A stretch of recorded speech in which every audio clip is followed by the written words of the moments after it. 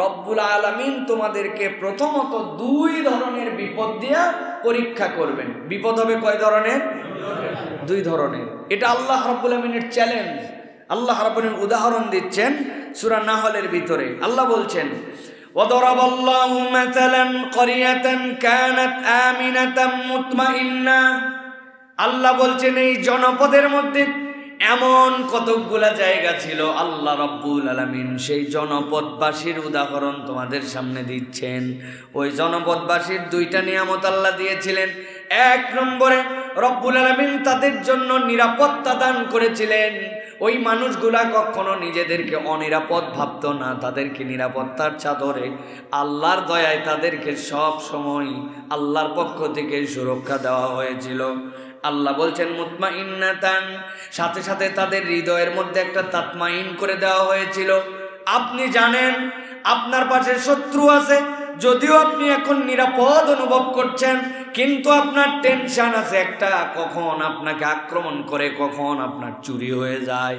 আল্লাহ বলছেন তাদেরকে এমন নিরাপত্তা দেওয়া হয়েছিল যে তাদের হৃদয়ের মধ্যে এটা বসে গিয়েছিল যে তাদের কোনো দুশ্চিন্তা নাই।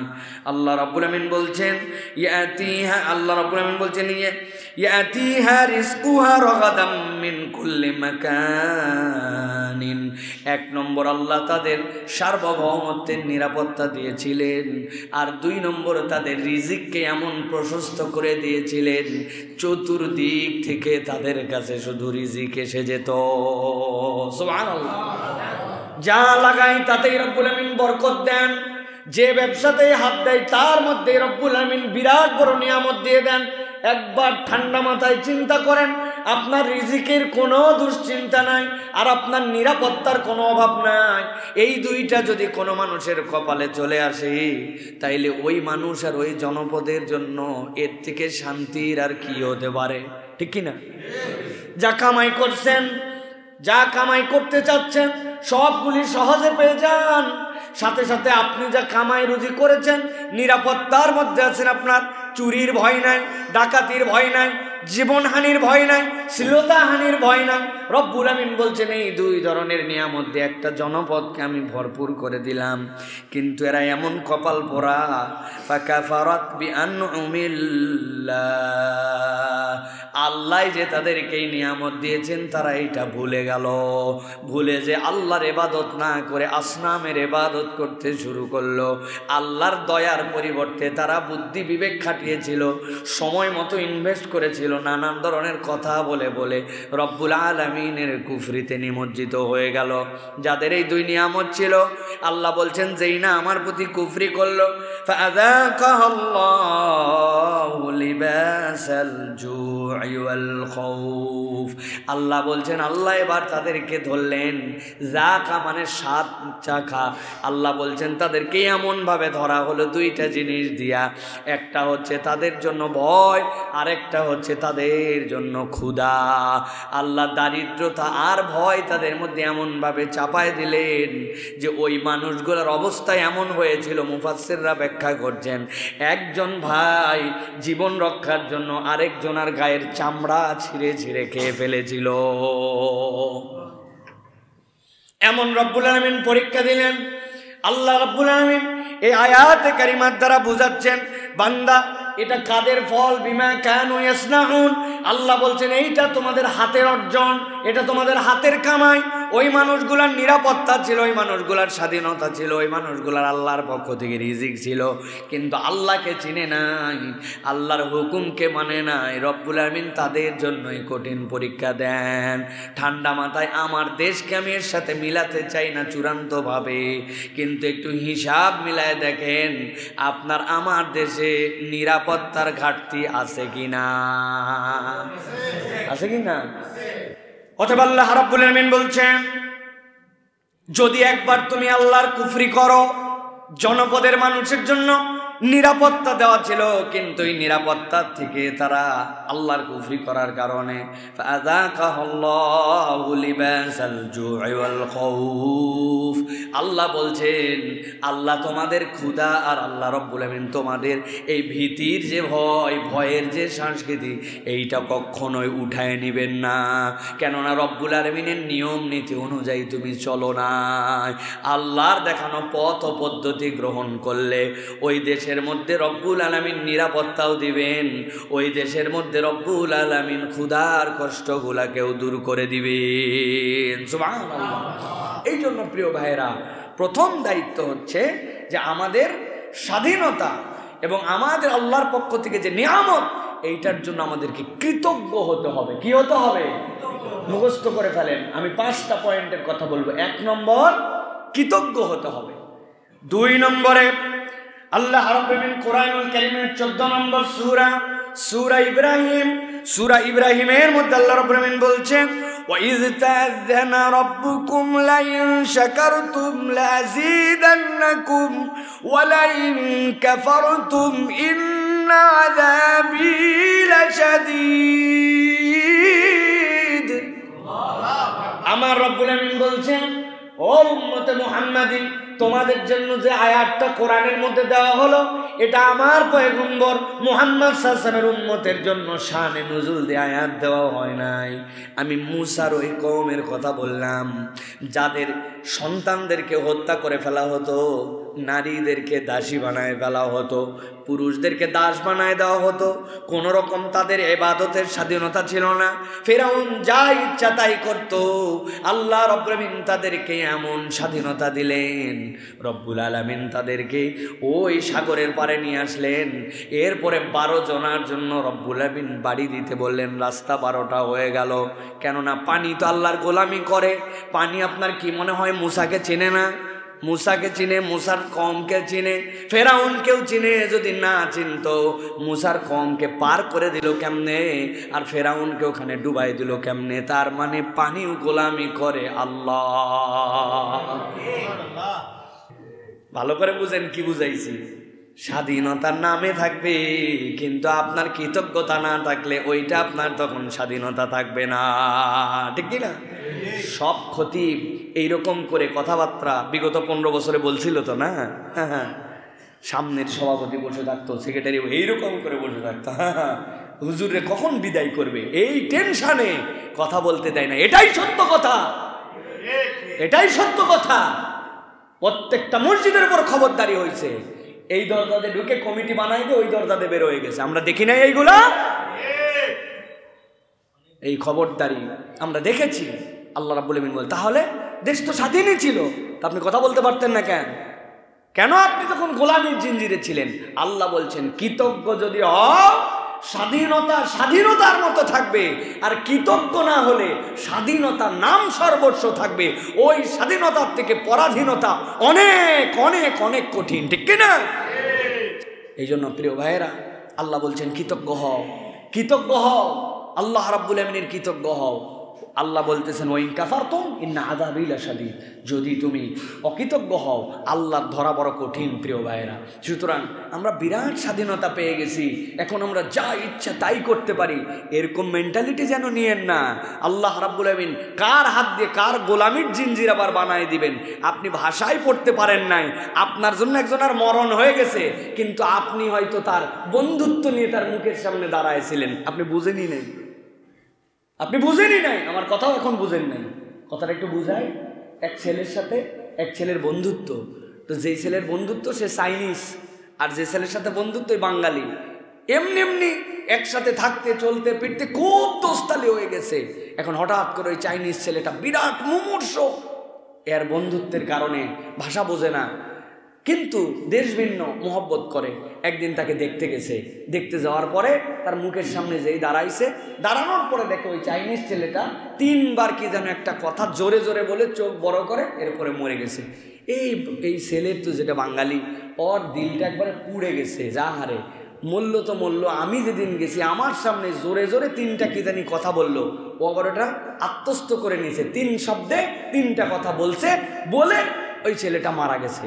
ও বাহিরে আসছে, আসার পরে খুঁজতেছে যে ভাই চাইনিজ ভাষা বোঝে কে? চাইনিজ? একজন বলছে হ্যাঁ বোঝে।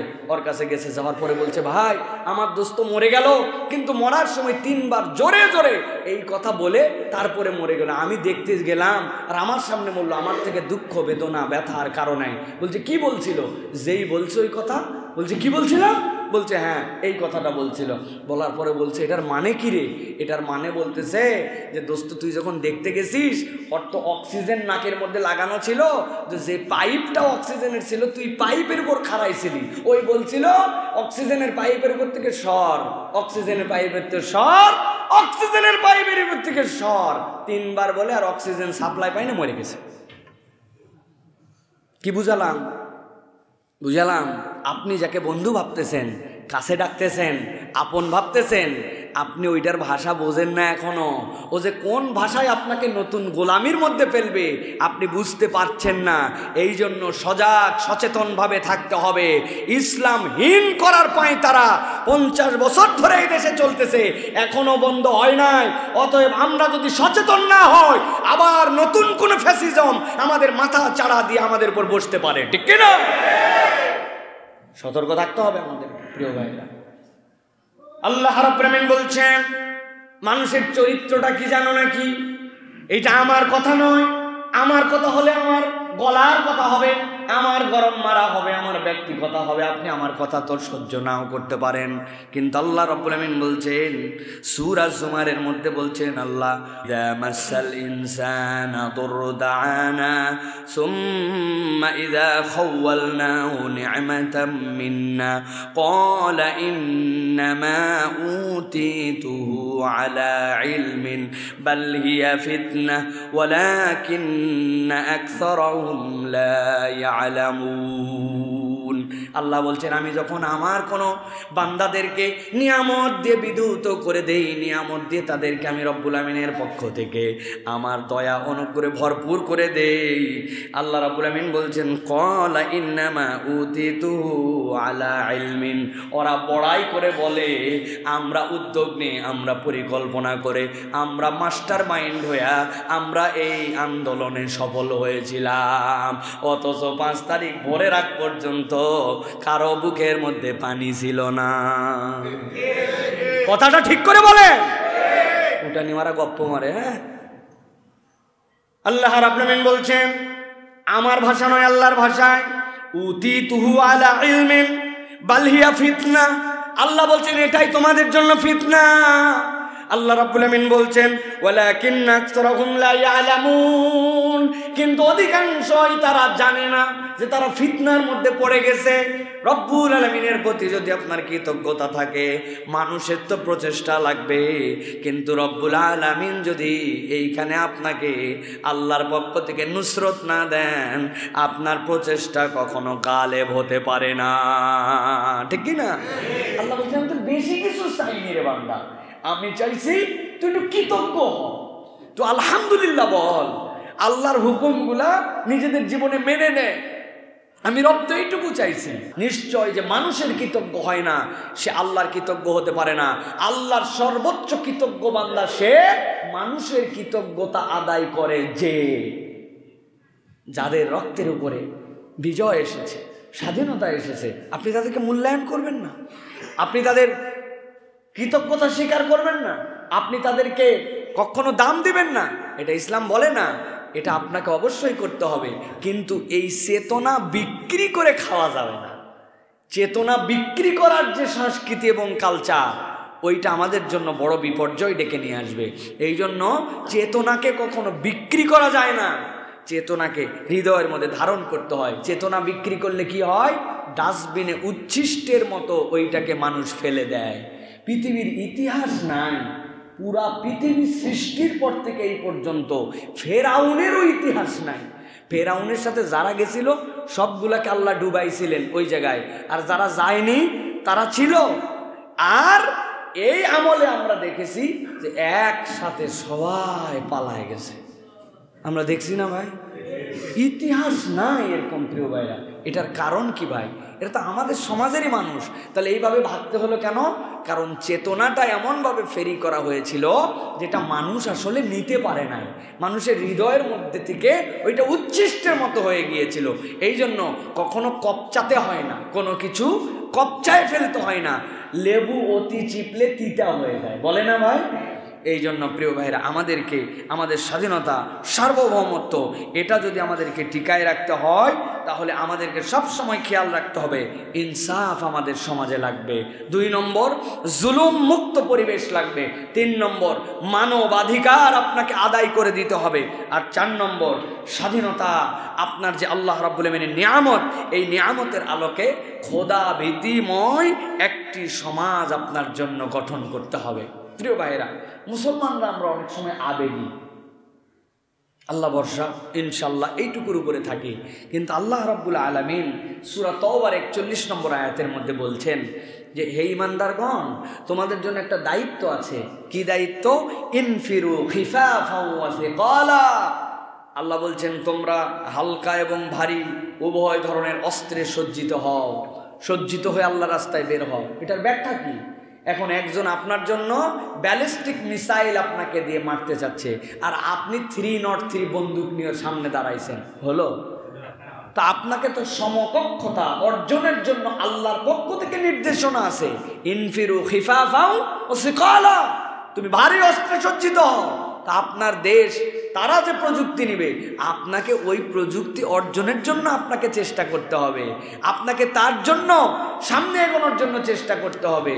ওই যে আমাদের ওই পারে যে দেশ, আমাদের পাশের দেশ, তারপর ওই পারের দেশ, ওই পারের দেশের অনেক সমস্যা, অনেক হম্বিতম্বি করে, কিন্তু গাল ফুলায়া কিছু বলতে পারে না, অথবা এটাও বলতে পারে না 15 মিনিটের মধ্যে 20 মিনিটের মধ্যে গিলে ফেলবো, খাইয়ে ফেলবো। কারণ কি? কারণ কয়েকটা ব্যালিস্টিক মিসাইল আছে। ভাই তুমি আমাকে মারতে পারো, তবে আমি তোমাকে মেরে মরবো। বোঝেন নাই আপনি? মারো আমাকে, সমস্যা নাই, কিন্তু আমি তোমাকে মেরে মরবো। এই চোখে চোখ রেখে কথা বলার শক্তি অর্জন করা আমাদের জন্য দায়িত্ব। এটা আমাদের মধ্যে নাই। আমার বয়ান ইউটিউবে যায়, তাই না? ফেসবুকে আমার বয়ান লাইভ হয়, ফেসবুক ওদের হাতে।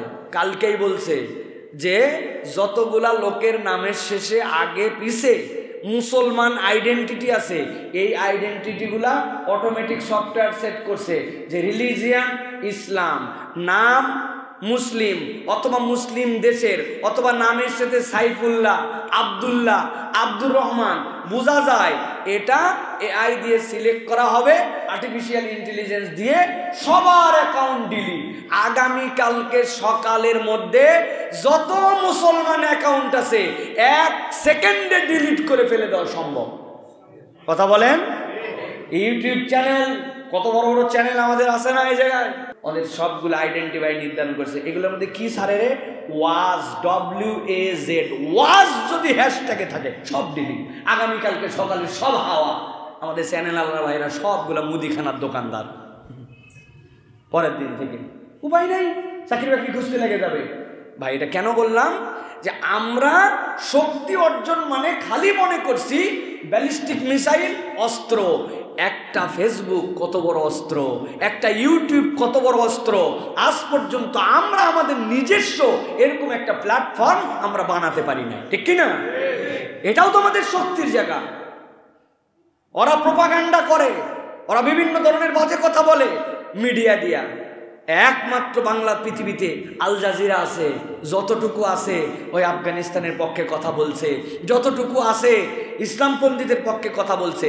মিডিয়াটাকে গণে তারা পৃথিবীর ভালো ভালো সাংবাদিক ম্যানেজ করে নিয়ে আসছে, টপ রেটেড ইংলিশ বলতে পারে নিয়ে আসছে, একদম CNN এর সাথে মুখামুখি লেভেল দাঁড়া করতে পারে। ওই একটা মিডিয়ার এই অবস্থা হয়। এরকম যদি 50টা মিডিয়া থাকতো, ওরা প্রোপাগান্ডা চালায় 2টা দিয়া, আমরা চালাই আরো উপর দিয়া। আমরা মুসলমানরা এইগুলোর মধ্যে নাই। সামাজিক অবস্থান তৈরি করা, ব্যবসায়িক ডাইমেনশনে আমরা উচ্চ লেভেলে পৌঁছায় যাওয়া, যেই জায়গা থেকে আমরা যাব। আমরা সারা জীবন কি থেকে গেলাম? আমরা সারা জীবন থেকে গেলাম ম্যানুফ্যাকচারার। সুতা চায়না, সুই জার্মানি, মেশিন ফ্রান্স, তুলা ইন্ডিয়া। আমি খালি করে প্যান্ট বানায় মনে করতেছি যে বাপরে আমি গার্মেন্টস, মেড ইন বাংলাদেশ। কি এর made in Bangladesh? Manufacture in Bangladesh, assemble in Bangladesh. তুলা আপনার না, সুতা আপনার না, সুই আপনার না, মেশিন আপনার না, বিদ্যুৎ আপনার না, কিচ্ছু আমার না। ওরা একদিন বললো সুই দিব না, আরেকজন বলছে তুলা দিব না, আরেকজন বলছে মেশিন দিব না। আপনি ওয়ার্কার গুলারে তখন খিচুড়ি খাওয়ানোর পয়সাও পাবেন না।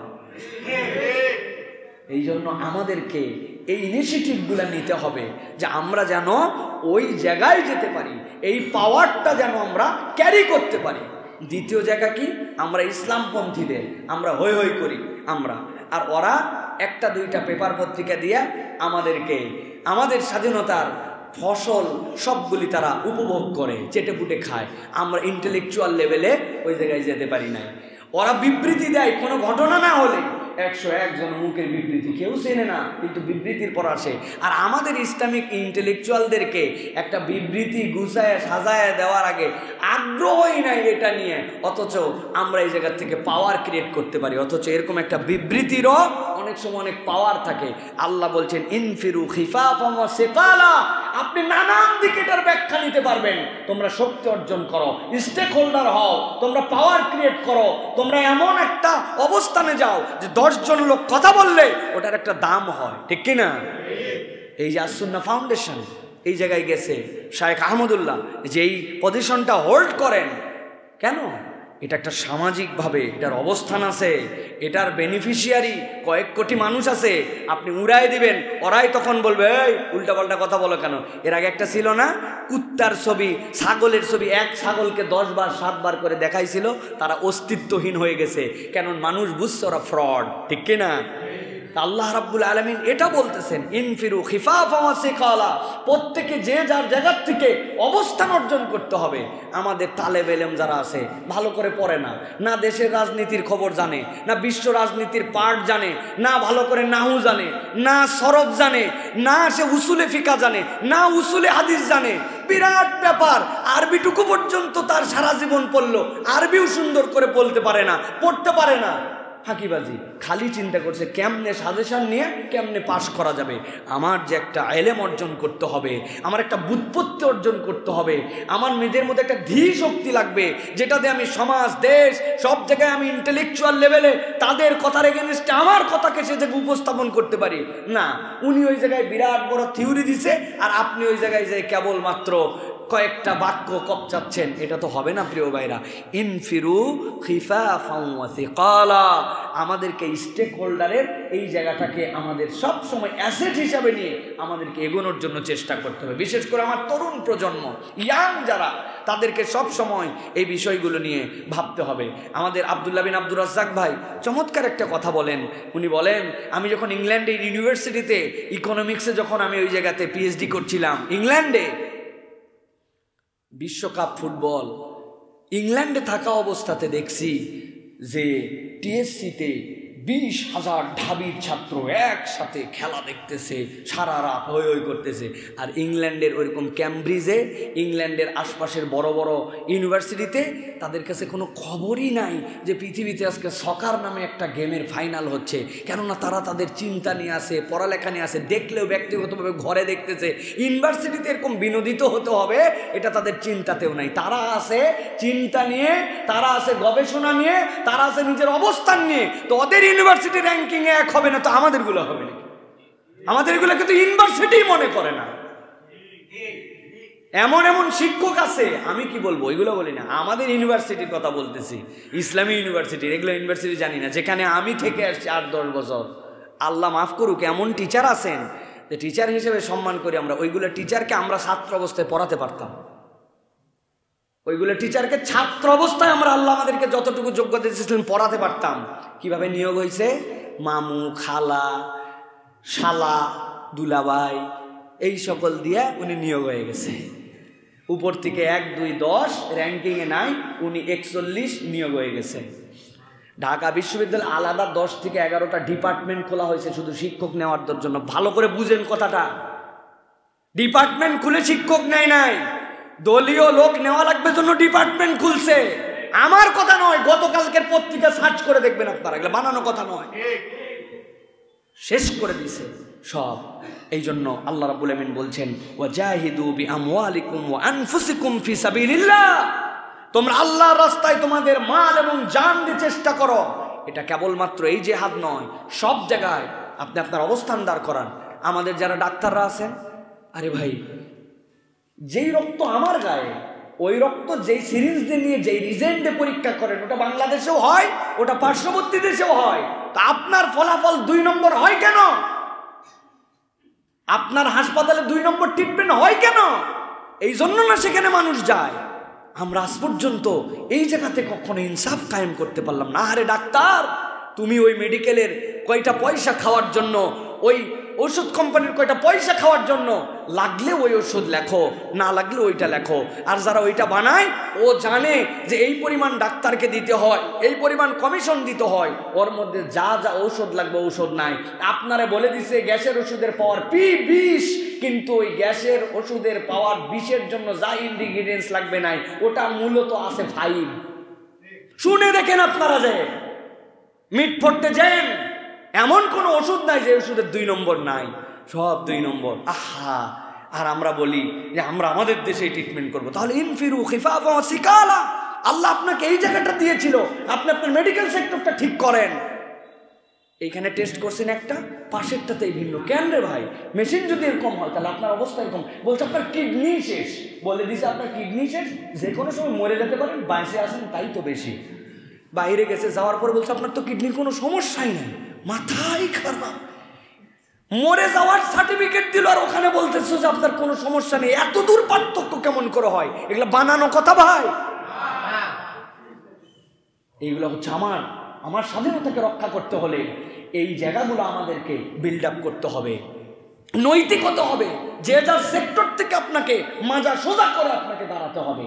আপনি যদি মাজা সোজা করে না দাঁড়ান, তাহলে আপনার এটা কখনো এই দেশের স্বাধীনতাকে প্রকৃতার্থে আমরা ধরে রাখতে পারবো না প্রিয় ভাইয়েরা।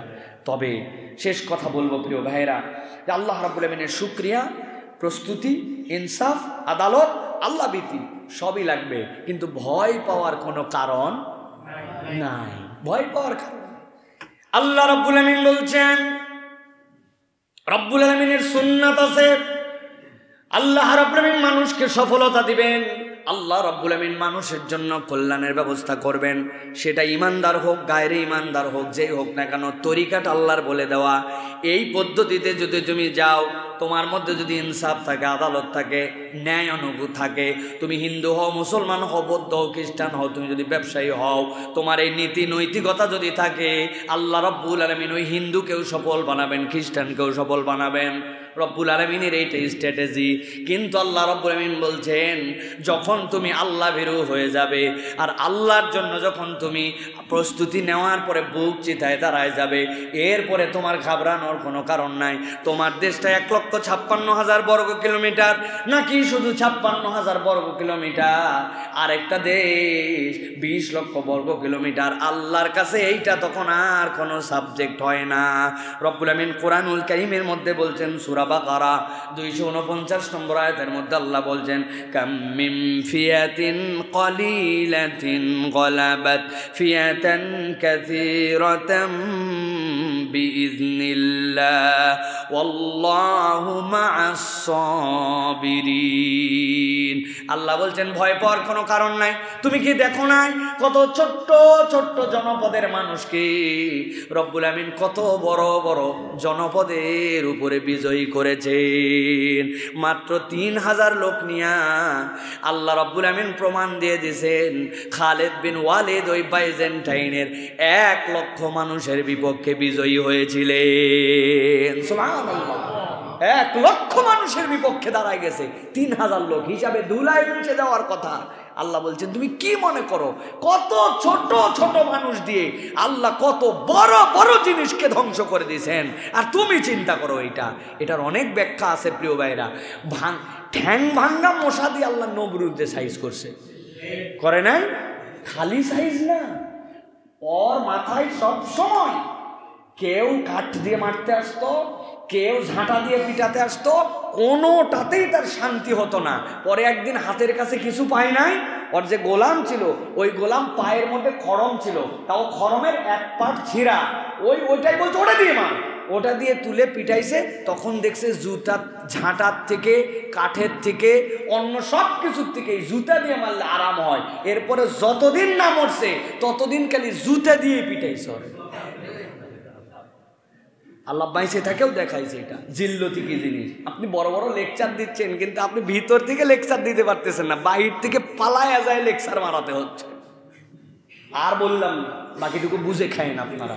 হ্যাঁ, আল্লাহ রাব্বুল আমিন বলতেছেন এই জন্য যে বিইজনিল্লাহ, তার সাথে আল্লাহ রাব্বুল আলামিনের আদেশ লাগবে।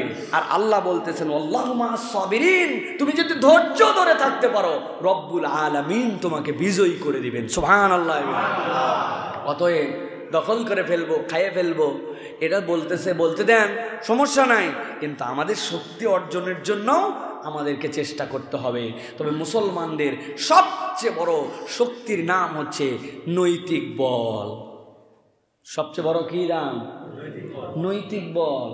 ওদের আছে ব্যালিস্টিক বল, ওদের আছে নানান বল, কিন্তু আমাদের যে নৈতিকতা, এই নৈতিকতা যদি ঠিক থাকে মুসলমানের পরাজিত হওয়ার কোনো সুযোগ। বলবেন হুজুর 47,000 হয়ে গেল, যারা মরে গেছে এরা তো পরাজিত হয়ে গেছে না ভাই? আরে আপনি হিসাব মিলাতে পারেন নাই। ওই যে ইহইয়া সিনওয়ার বলেছিলেন, আরে মিয়া আমার তো হার্ট স্ট্রোক করেও মরে যেতে পারতাম, গাড়ি অ্যাক্সিডেন্ট করেও মরে যেতে পারতাম, ঘুমের মধ্যে ছিলাম হঠাৎ করে দম বন্ধ হয়ে মরে যেতে পারতাম। আমাকে আল্লাহর বিপক্ষের ওই সকল দুশ্মনদের গুলি দিয়ে আমাকে আল্লাহ শাহাদতের মৃত্যু দিছে, আমি তো মরি নাই। মুসলমান যদি শাহাদতের মৃত্যু পায় সে চিরজীবনের জন্য বেঁচে যায়, ঠিক কি না? তুমি আমারে কি দিয়া হারাবা? হারানোর কোনো হিসাব এখানে হবে না। খবরদার দুনিয়ার হিসাবে কখনো ফাইনাল কনক্লুশন নিয়ে আসবেন না। এখানেই জয়, এখানেই পরাজয়, এটি সফলতা। আপনি এটি সফলতা বিফলতার চূড়ান্ত জায়গা নয়, এটা মাজরাউল আখিরা, এটা আপনার পরকালের কর্মক্ষেত্র। আপনি চেষ্টা করছেন, ফলাফল পাবেন আল্লাহ রাব্বুল আলামিনের কাছে, ঠিক কি না? এই জন্য মুসলমান বাঁচলে গাজী, মরলে শাহাদতের মৃত্যুর তামান্না লাগবে। ওই তামান্না দেখলেই বাকিদের ইনশাআল্লাহ, গরুর মুত যারা খায় ওরা অটো মুতে দিবে। যে জাতি এখনো শেখে নাই কি ফেলা লাগবে আর কি খাওয়া লাগবে, তাদেরকে চিন্তা করার সময় আছে? দুধটা আল্লাহ নিয়ামত দিলেন, ওইটা খাওয়া লাগবে, ওইটা দেয় ফালায়া। আর মুটটা দিলেন আল্লাহ, ফালান লাগবে, ওইটা। যারা মুদ খায় দুধ ফালায়, ওদের কিনা আমাদের চিন্তা আছে? নিজেদেরকে নিয়ে চিন্তা করেন। আমাদের স্বাধীনতা, আমাদের সার্বভৌমত্বের জন্য আমাদেরকে নৈতিকতা সম্পন্ন মানুষ হতে হবে। আল্লাহর কাছে যেন বুকে হাত দিয়ে বলতে পারি, রব তোমার আইনের পক্ষে ছিলাম, তোমার ইনসাফের পক্ষে ছিলাম, আমি কখনো আদালত ইনসাফ ব্রেক করি নাই। ভাই বোনের সম্পদ আমার কাছে ছিল, আমি হকামা হক্কাহু আদায় করে দিয়েছি। নামাজ থেকে আমি গাফলত করি নাই, মুখ ছিল মিথ্যা কথা বলি নাই, গিবত গিল্লা করি নাই, পরোপকারের জন্য আমি সর্বদা চেষ্টা করেছি, যা ইবাদত করেছি ইখলাস লিল্লাহ, অন্তর থেকে তোমার জন্যই কেবল করেছি। আল্লাহ বলবেন, বান্দা দুনিয়ার কেউ হয়তো তোকে চেনে না, কিন্তু আল্লাহর ফেরেশতারা তোকে চেনে, আয় খালি আমার কাছে, সালামুন কাওলাম মির রব্বির রহিম। রব তোকে সালাম দিয়ে দিয়ে জান্নাতে নিয়ে যাবে। কিসের দুনিয়ার সফলতার বিফলতার চিন্তায় আছেন? কিন্তু আমাদের চেতনাটা জাগ্রত করতে হবে, নৈতিক মানুষ হওয়ার জন্য চেষ্টা করতে হবে। আল্লাহ আমাদের স্বাধীনতা, সার্বভৌমত্ব, আমাদের এই দেশকে আল্লাহ রাব্বুল আলামিন হেফাজত করেন। আল্লাহ দেশের পক্ষে কাজ করার মতো, লড়ে যাওয়ার মতো আমাদের মন মানসিকতা দান করেন। আল্লাহ রাব্বুল আলামিন এই দেশে ইসলামী হুকুমত এবং এই দেশ পরিচালিত হয়, খেলাফত যেন এই দেশের মধ্যে চালু হয়, আল্লাহ যেন সেই পক্ষে কাজ করার আমাদেরকে তৌফিক দান করেন। হাদা মা ইনদি ওয়াল ইলমু ইনদাল্লাহ।